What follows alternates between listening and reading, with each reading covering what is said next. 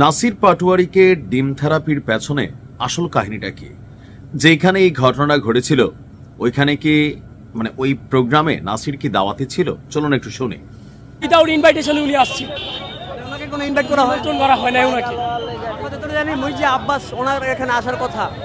জি, মির্জা আব্বাস সাহেবের এখানে আসার কথা ছিল। মানে কি নাসিরউদ্দিন পাটোয়ারিকে আমন্ত্রণ জানানো হয়নি নিজ থেকে?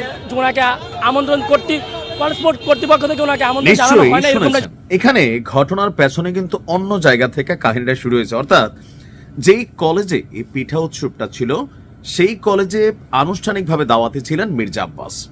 আর এই কলেজের অনেক স্টুডেন্ট যারা তাদের অর্থনৈতিকভাবে ভর্তির ব্যাপারে অনেক কিছুতে নাকি সহযোগিতা করেন মির্জা আব্বাস। তো যখন নাসির পাটোয়ারি এখানে দাওয়াত ছাড়া প্রবেশ করতে যান, কয়েকটা ভিডিও ফুটেজ আপনারা দেখছেন, সেখানে ঢুকার সময় কিন্তু তিনি বাধার মুখে পড়েন মানে বিএনপি নেতা কর্মীদের।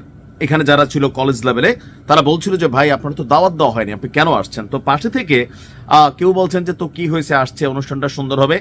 এইরকম একটা পরিস্থিতির মধ্যে নাসির পাটোয়ারি সেখানে প্রবেশ করেন।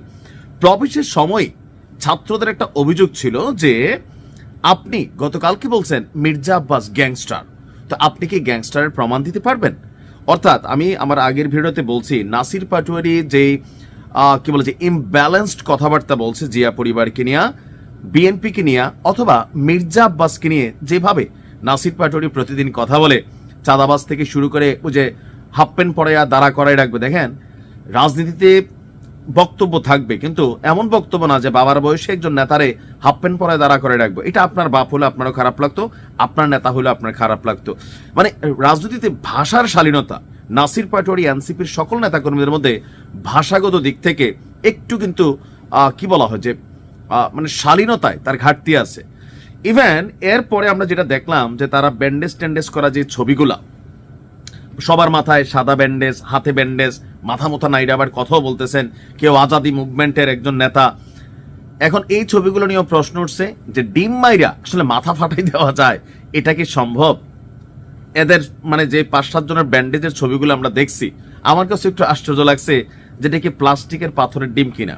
এখন এনসিপির নেতা কর্মীদের অভিযোগ বা নাসির পাটোয়ারির সাথে যারা গিয়েছিল যে শুধু ডিম না পাথরও মারছে। এখন সেই পাথর কোথায়, এটাকে খুঁজে বের করা উচিত যে আসলে পাথর মারা হয়েছে নাকি নাটক করে। কমেন্টে ভরা গেছে নাটক কম করো প্রিয়, তুদের নাটক বুঝে গেছে বাংলাদেশ। অর্থাৎ এখানে টোটাল যে বিষয়টাতে নাসিরের এখানে অনুপ্রবেশ ছিল অলিখিতভাবে, একটা কলেজের প্রোগ্রাম, এখানে আপনাকে অনুমোদন নেওয়ার একটা বিষয় আছে, অনুমতি নেওয়ার একটা বিষয় আছে।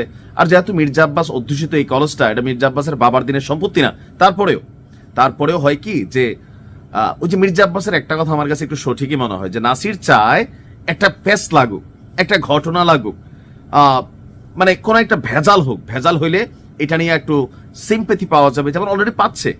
যারা এই নাসির পাটোয়ারির ফলোয়ার আছেন বা ভোটার আছেন তারা কিন্তু একটা মুভমেন্টে চলে গেছে, এমনকি তাদের যারা এলাই আছে অর্থাৎ জামাত ইসলাম সহ বাকিরা যারা, তারা কিন্তু এখানে এটা নিয়ে একটা অবস্থান তৈরি করার চেষ্টা করছেন। তো আমার কাছে মনে হচ্ছে যে সামনে নির্বাচনকে কেন্দ্র করে অনাকাঙ্ক্ষিত বা ইচ্ছাকৃতভাবে কোন রকম ঘটনার মধ্যে যে নিজে পা দেওয়া, ভেজাল তৈরি করা, রাষ্ট্রকে দেশকে অস্থিতিশীল করা, এগুলোর প্রয়োজন নাই। আপনি আপনার মতো করে নির্বাচনী প্রচারণা করেন। আর যদি পদ্ধতি না পেলে তাসনিম জারারে ফলো করেন। What a brilliant idea Tasnim জারার।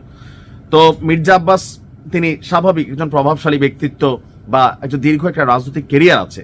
তো সেইখানে নাসির পাটোয়ারি যখন তাকে নিয়ে কথা বলে, অশালীন বক্তব্য দেয়, স্বাভাবিকভাবে নেতাকর্মী হিসাবে তার নেতাদের গায়ে লাগে। সেখান থেকেই ক্ষোভটা, এমনকি নিজে ইচ্ছা করে জোর করে এই প্রোগ্রামে গেছে বা এখানে কেউ চাইছে তাকে ঢুকাইতে, পরিস্থিতিটা সামলাইতে পারে নাই। ভুয়া বন্যার টাকা কই, ত্রাণের টাকা কই, এদেরকে কিন্তু এইভাবে এখানে ঘেরাও করা হয়েছিল। পরে কোন রকমে কলেজটা থেকে বের হইয়া সামনে রাস্তায় গিয়ে আবার অনশনে বসছেন। তা আমার মনে হয় সামনে নির্বাচনকে কেন্দ্র করে সবারই সতর্ক থাকা উচিত, আর নিজে ইচ্ছা করে কোনো ভেজাল তৈরি করা উচিত না। ভালো থাকুন, আসসালামু আলাইকুম।